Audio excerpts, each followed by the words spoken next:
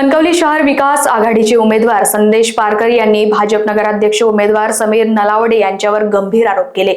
पारकर म्हणाले की नलावडे सत्यविजय भिसे हत्येचे प्रमुख सूत्रधार असून वैमनस्य आणि कटुता निर्माण करण्याची सातत्याची भूमिका घेतात। त्यांनी बोगस मतदार याद्यांवरही लक्ष वेधले। एका घरात 60 ते 70 बोगस मते नलावडे यांच्या नावावर असून दुसऱ्या प्रभागातील 170 बोगस मतदान आहे। पारकर यांनी निलेश राणेंशी सहकार्य करून बोगस मतदार रोखण्याचे काम ठामपणे सुरू केले असल्याचे सांगितले।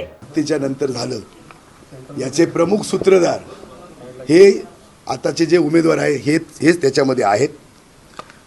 प्रत्येकामध्ये वैमनस्य निर्माण करणं, कटुता निर्माण करणं ही त्यांची सातत्याची भूमिका आहे आणि त्यांचं जर तुम्ही पाहिलं तर ते गुन्हेगारी प्रवृत्तीचे अशा पद्धतीचं ते त्या ठिकाणी उमेदवार आहे। मी तर माझा पालकमंत्री नितेश राणेंना सवाल आहे की ज्यांनी तुमचं घर जाळलं, ज्यांनी राणेंचे फोटो जाळले, त्याला तुम्ही त्या ठिकाणी परत त्या ठिकाणी नगराध्यक्ष पदाची उमेदवारी दिली तर तो राग तुम्ही त्यांचा विसरलात का, हा प्रश्न त्या ठिकाणी माझा आहे।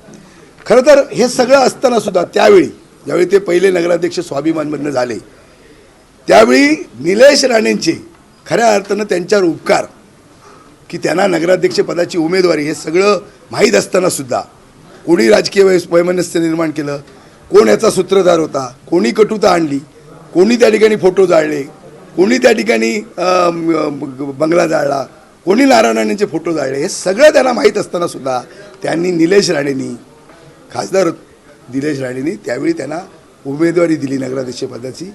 हे नलावड्यावर त्यांचे उपकार आहेत निलेश राणेचे। दुसरं, राणेंवरचं जे प्रेम आहे हे सगळं प्रेम बेगडी आहे। आता त्यांना पराभवाची चाहूल लागलेली आहे।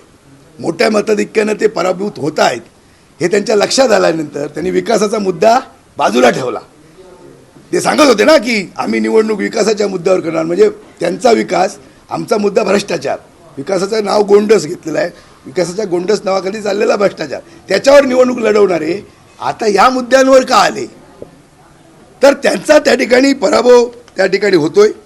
आणि ज्यावेळी मी राणेंच्या बरोबर, खासदार राणेंच्या बरोबर मी ज्यावेळी गेलो पक्षामध्ये किंवा त्यांच्या पक्षामध्ये त्यांच्या नेतृत्वावर विश्वास ठेवू, त्यावेळी मी ज्यावेळी गेलो त्यावेळी त्यांच्या पक्षावर आणि त्यांच्या नेतृत्वावर त्या ठिकाणी मी प्रामाणिकपणे त्या ठिकाणी राहिलेलो आहे। आणि खासदार नारायण राणे हे या आता राज्याचे आणि जिल्ह्याचे ज्येष्ठ नेते आहेत। खरं तर कोणाचाही संसार उद्ध्वस्त करणं ही आमची संस्कृती नाही,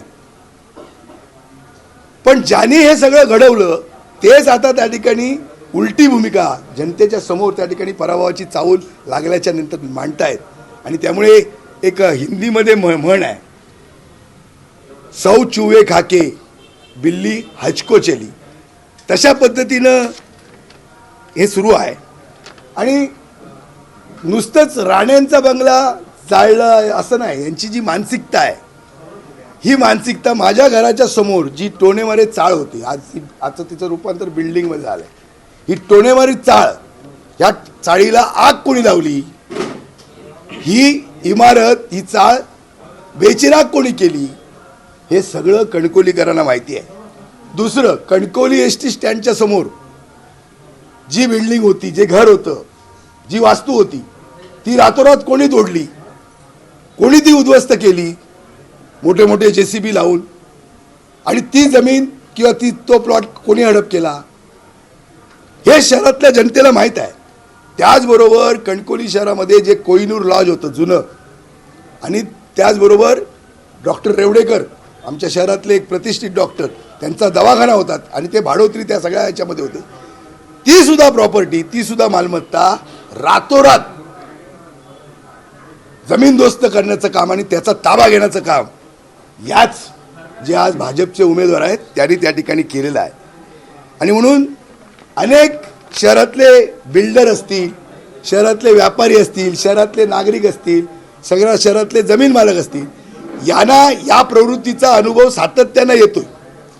बांधकाम परवानगी मागताना काय, कसे स्क्वेअर फूटला पैसे द्यावे लागतात, जमिनीचे प्लॉट लोकांचे कसे त्या ठिकाणी ताब्यात घेतले जातात, एखादं संकुल उभं होत असेल तर त्या ठिकाणी कसा गाळा मागितला जातो, कसं त्या ठिकाणी रेसिडेन्शियल रूम मागितला जातो, हे सगळ्या बिल्डरना माहिती आहे, सगळ्या व्यापाऱ्यांना माहिती आहे, जमीन मालकाला माहिती आहे, माझ्या शहरातल्या सगळ्या मतदारांना माहिती आहे. आणि म्हणून जनता त्या ठिकाणी या सगळ्या कारभाराला कंटाळलेली आहे आणि म्हणून भयमुक्त कणकवली, भ्रष्टाचारमुक्त कणकवली आणि परत कणकवलीकरांचा जो सन्मान आहे तो सन्मान राखण्याचं काम, लोकशाही या शहरामध्ये पुन्हा एकदा लोकशाही निर्माण करण्याचं काम हे आम्हाला त्या ठिकाणी करायचं आहे. आणि म्हणून या परिवर्तनाला साथ ही सगळ्या कणकवली शहरातल्या जनतेने घातली आणि म्हणून सगळे लोक स्वतःच्या विचार बाजूला ठेवून, पक्षाचा झेंडा बाजूला ठेवून सगळे त्या ठिकाणी एकत्रपणे येऊन या सगळ्या लढाईला सामोरे जात आहेत आणि या ठिकाणी विजयी होणार आहे. मी परत एकदा सांगतो, आमदार निलेश राणे हे अतिशय अभ्यासपूर्व या सगळ्या शहरामध्ये मतदार याद्या असतील, मतदारांचं कॅम्पेनिंग असेल, कार्यकर्त्यांचं नेटवर्क असेल, याच्यामध्ये फार मेहनत त्यांनी घेतलेली आहे. या शहराचं त्यांनी पालकत्व घेतलं आणि मला सांगितलेलं आहे की शहर विकास आघाडी म्हणून ज्यावेळी आपण सत्तेमध्ये येऊ त्यावेळी या शहराच्या विकासाचा जो निधी आहे हा जास्तीचा निधी, सगळं महाराष्ट्राच्या सरकारचा जास्तीचा निधी हा मी शहरवासियांना देईन हा विश्वास त्यांनी व्यक्त केलेला आहे. आणि संदेश पारकरना या शहरातनं मी निवडून आणीन ही सुद्धा ग्वाही त्यांनी त्या ठिकाणी जनतेच्या समोर त्या ठिकाणी दिलेली आहे. आणि म्हणून आज पराभव हा भारतीय जनता पार्टीच्या उमेदवाराचा निश्चित आहे. खरं तर मी त्याही वेळा सांगितलं होतं, भारतीय जनता पार्टीच्या नेत्यांनाही सांगितलं होतं की आपणही या सगळ्या शहर विकास आघाडीमध्ये सामील होऊया आणि एकत्रपणे या सगळ्या या जी काही भ्रष्ट टोळी आहे, ही जी काही भ्रष्टाचारी गँग आहे, याचा आपण त्या ठिकाणी समाचार घेऊया. Bureau report, Lokvahini media, Sindhudurg.